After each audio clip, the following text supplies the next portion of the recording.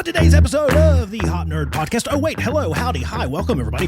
On today's episode, we're going to talk a bit about work as done, work as imagined, black line, blue line, operational reality versus operational fantasy. It's going to be a good time, so let's just jump right on in.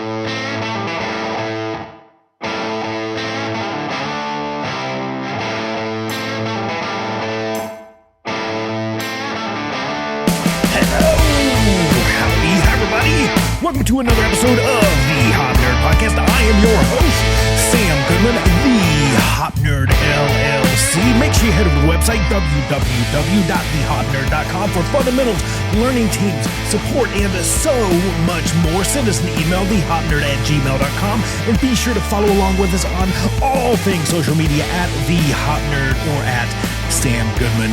Welcome to today's episode.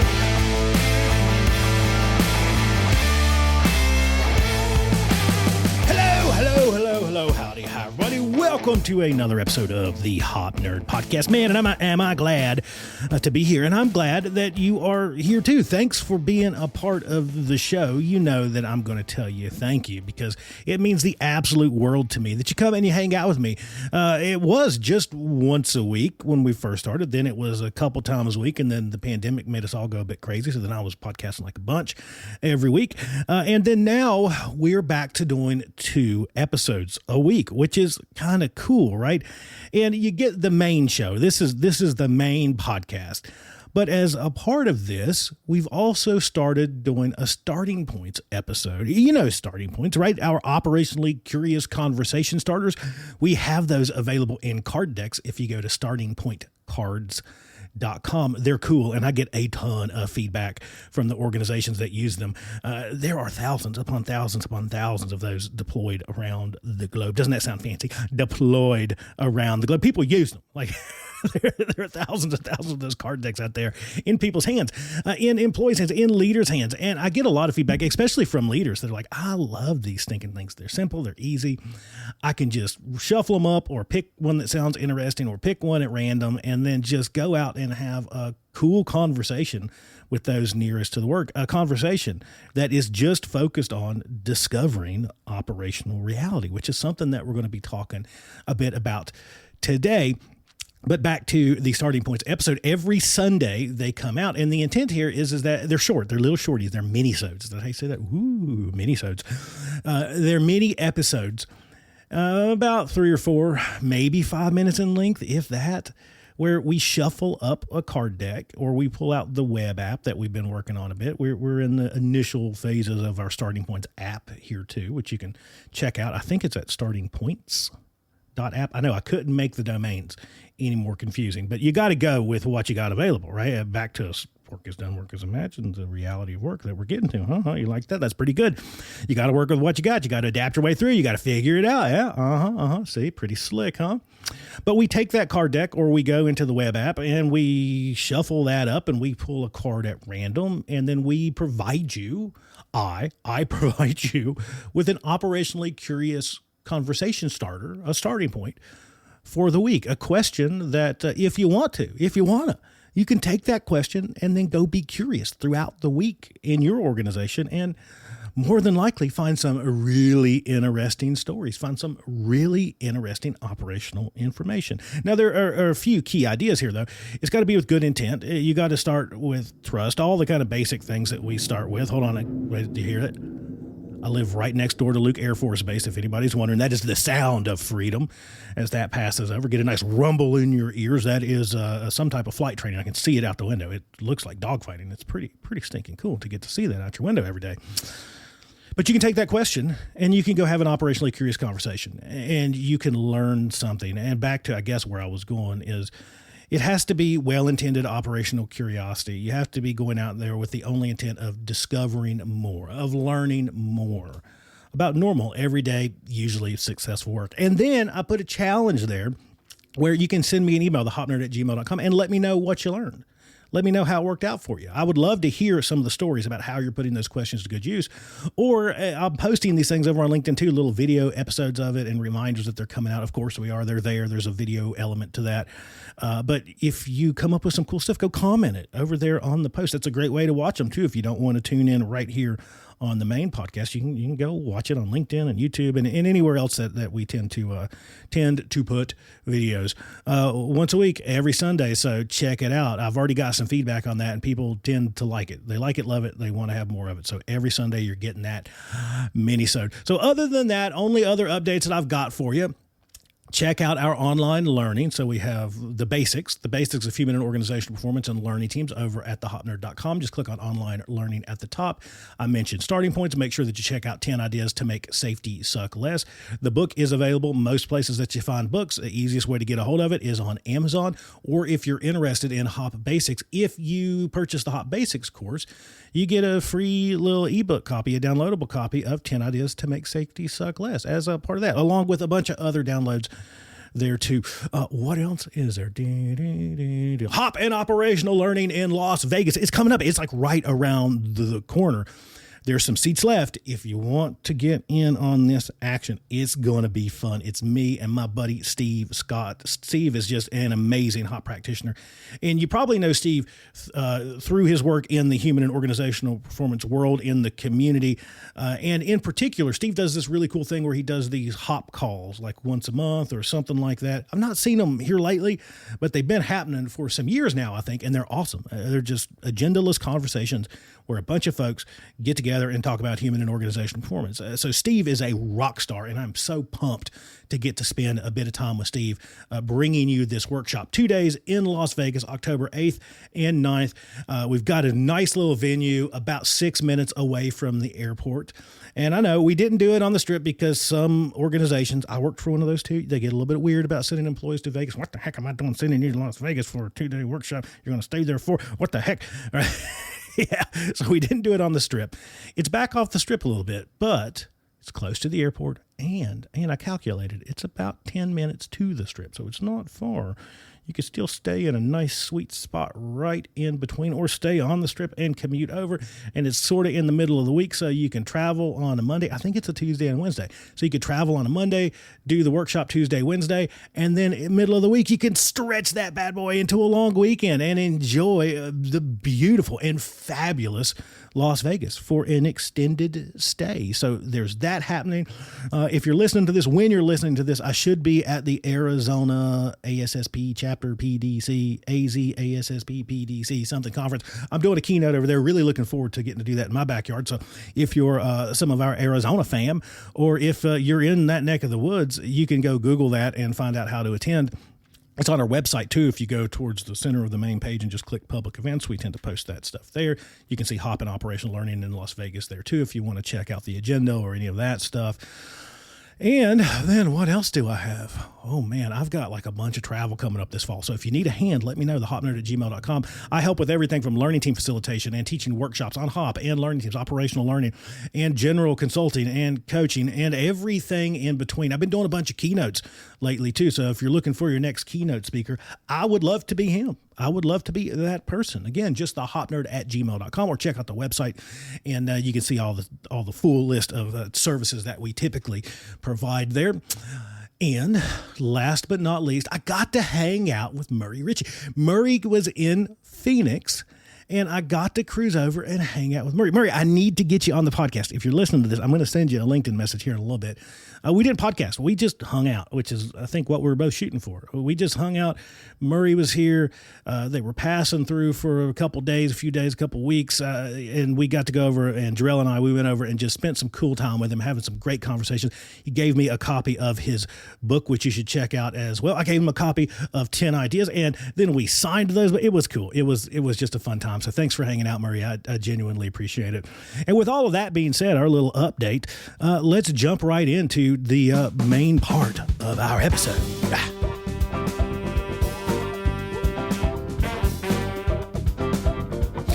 All righty. I've got my cold brew here. Here we go. Hold on.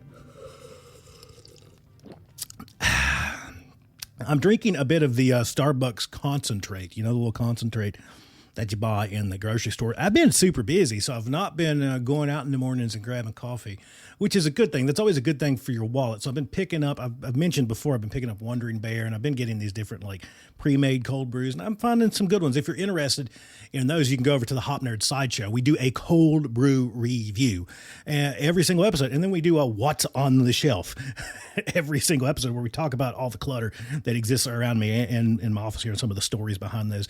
The Sideshow is all about everything else. It's not work. So as we have guests, I'm slowly starting to acquire interviews with folks about not hop and safety stuff, just about who they are and just interesting conversations. So if that sounds like something that would interest you, if that sounds like something that you're into, if you're looking for a break from all the safety and hop and learning and improvement chatter, it's a great little refresher. It's a great little place, just refreshment, I guess. I don't know. Yeah, it's a nice little hangout. So if you're looking for something else, check that out. You just have to search the Hop Nerd Sideshow on any place that you find this podcast, and you'll see it there. It's right there. So go check it out and let me know what you think about it. On today's episode, we're talking about work as done versus work as imagined. And so this is still in the vein of our back to the basics. I think we're on 5 or 6. I don't know what I'm going to call this episode, if I'm going to actually label it as back to the basics. But I wanted to have a really quick discussion for folks that maybe been around a minute or folks that are brand new to the show around work as done versus work as imagined. As we refer to it a lot of times, black line, blue line. A lot of the stuff that I post and write about, I talk about operational reality versus operational make-believe or operational fantasy, which is a little maybe too pointed, but that's really what it is, right? It's what actually happens and how we think things happen. To me, operational reality is that's the way we get things done around here. That's the way that we make normal, everyday, usually successful work happen. How we get things done around here. The blue line. The black line is work as imagined. The blue line is work as done. The black line, our policies, our rules, our procedures, our plans, and the like, while being needed, necessary, and even sometimes pretty stinking useful to us in getting work done when they're built with the folks that actually have to use them, folks that have operational reality. Those plans, procedures, rules, policies, that black line, it's never our true operational reality. It's work as imagined. It's never the true story of work. It's never the reality of work. Our employees, those that GSD, and we know GSD, get shit done. Our employees near the sharp end, nearest to the sharp end, those that are actually out there GSD-ing, those that are getting shit done-ing, I guess, are masters of the blue line. They constantly adapt their way through the work world that surrounds them, navigating this constantly changing, swirling, and evolving mixture of plans and rules and policies and procedures and the schedule and the budget and that coworker Bob or that contractor Bob and the public, and that thing never works right. And every time I press that button, I don't know what it's going to do, but we got to press it because we got to get this done. And oh my God, I opened this thing and it's full of snakes. Why are there so many snakes in here? My God, how are so many freaking snakes inside of this thing? Listen, I'm coming to you from Arizona. Snakes inside of a something is always an option. Navigating their way through the weather and on and on and on and on. As the famous Todd Conklin says, and I always loved this from Todd, being as safe as they need to be, because that makes a ton of sense to us as people, without being overly safe, because that seems wasteful and not all that useful and probably kind of dumb, and it probably is, in order to get work done. And they're almost always successful at it. Our employees navigate their way through this work world that surrounds them, adapting their way through, figuring stuff out, making good work happen. Right? Our organizations are built of great people with great intentions, doing great work, creating mostly good outcomes as they adapt their way through this work world that surrounds them. They almost always get it right. These adaptations, this blue line, it's ever present, just like error is ever present. These adaptations are always there in successful work, in highly successful work, in unsuccessful work, in highly unsuccessful work. These things are always there. But these adaptations, this blue line, these adaptations, they're not just there. They're not just ever present. They're not benign. In our complex and complicated work worlds, VUCA worlds, work worlds chock full of volatility, uncertainty, complexity, and ambiguity, we actually depend on these adaptations. Our organizations depend on these adaptations for things to go well, for good work to happen, for work to go right. And tying this a bit into learning and improving, if we would seek to understand this normal, everyday, usually successful work that almost always goes right, as much as we seek to understand the anomaly of unsuccessful work, and unsuccessful work is the anomaly, our organizations almost exclusively create safe and stable work. At the very least, work goes way more right than work ever goes wrong.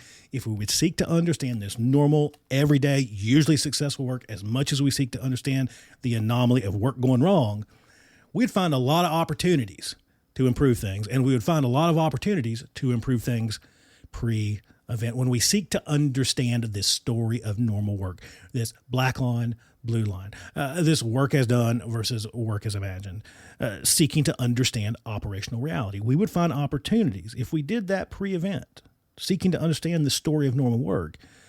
We would find opportunities to improve the setting in which work takes place, to improve the condition, to improve the context, and we would find that opportunity a lot of times pre-event. When we invest all of our time into seeking to understand anomalies, we just understand anomalies. They are anomalies. Our next significant event, our next major production upset, operational upset, our next big quality something, our quality issue, quality escape, our next major environmental issue, our next serious injury, our next maiming, our next amputation, on our worst days, our next fatality hides right there. It hides right there in normal, everyday, usually successful work. So why? Why would we spend all of our time just understanding unsuccessful work? We shouldn't. And we're already really stinking good at that.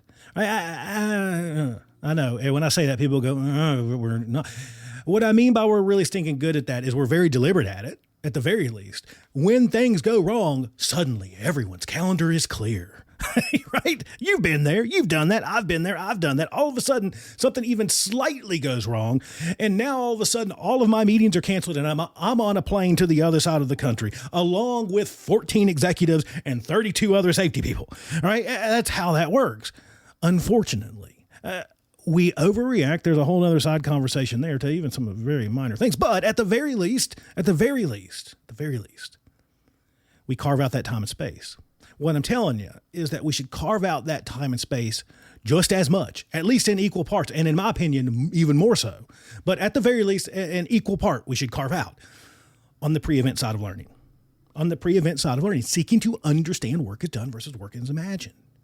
Learning teams and learning explorations and just asking more operationally curious questions and seeking to understand why work normally goes well, how work normally goes well, what are the key ingredients that we have present that helps make work normally go well, what do those key ingredients look like, what does a good day look like, and on and on and on and on. It's that old saying of what's happening when nothing's happening. And the answer to that usually is a lot.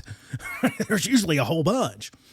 So we should seek to understand that context that surrounds work. We should seek to understand work is done versus work is imagined, black line, blue line, as we said, how we think things happen, our plans, our rules, our policies, our procedures, and then the reality of what we got to do to get work done around here. And we know the basic, that operational reality lives nearest to the work.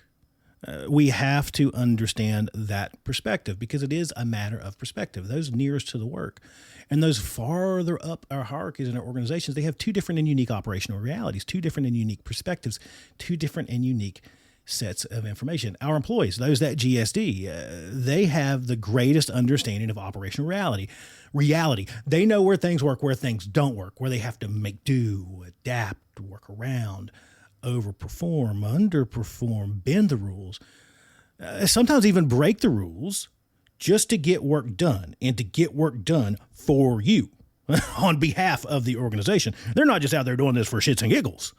They're not just out there going, I don't like rules, I do what I want. That's not the majority of people. They're out there figuring stuff out, adapting their way through the work world that surrounds them, figuring their way through where they have to make do, work around, jump, crawl, bend, break the rules, bend the rules, and on and on and on and on and on.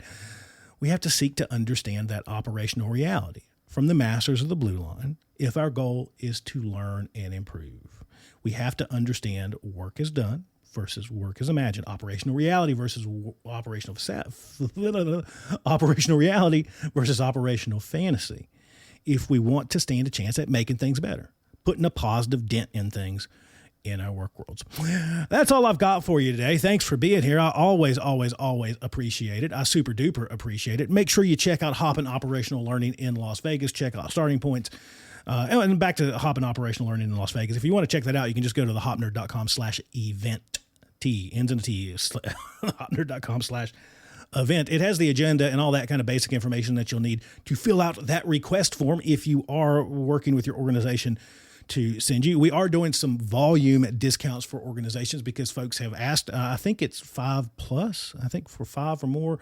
I could be wrong. Reach out to Steve. If you want to just sign up, the easiest way to do that to secure your seat now before they are gone is to send Steve an email. Steve Scott, steve@hopimprovement.com. He can let you know about the volume discounts if you're looking at something like that, or if it's just you, yourself, and you, more than welcome. It's going to be a great opportunity to, spend time with me and Steve and be part of a really cool workshop. But to me, I think the funnest part is just getting to have all these awesome conversations. Sure, with me and Steve, but with everybody else too. Like, there's all kinds of industries going to be represented there and people at varying places on this hop journey. It's just going to be a really fun time. And then, of course, it's Vegas. So, yeah, we'll figure out some after-hours fun, some hangs. We'll go find a cold brew and maybe a cigar bar. I don't know. We'll do something fun. I'm certain. I'm absolutely certain of that. I might even bring in the podcast rig with me. I'll do a little podcast on location in the wild. We've not done in the wild here in a minute. I think I'm overdue. So yeah, that'll be a ton of fun. And check out the books, check out the website. If you need a hand this fall, you know how to get a hold of me, thehopnerd@gmail.com. Until next time, love you, mean it. Bye, everybody. Bye. Thanks for listening, everybody. We greatly appreciate all of your support of the Hop Nerd Podcast, the Hop Nerd LLC. If you need a little bit of help bringing human and organizational performance to life, if you would like to take your efforts around learning and improving to the next level, yep, I can help with that. Head over to www.thehopnerd.com or send me an email, thehopnerd@gmail.com. Until next time, bye, everybody. Bye.